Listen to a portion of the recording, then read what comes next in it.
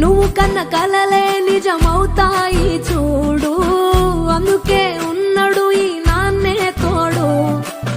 దశరథ మహారాజే నాన్నై పుట్టాడు, నువ్వు రాముడంత ఎదగరనేడు.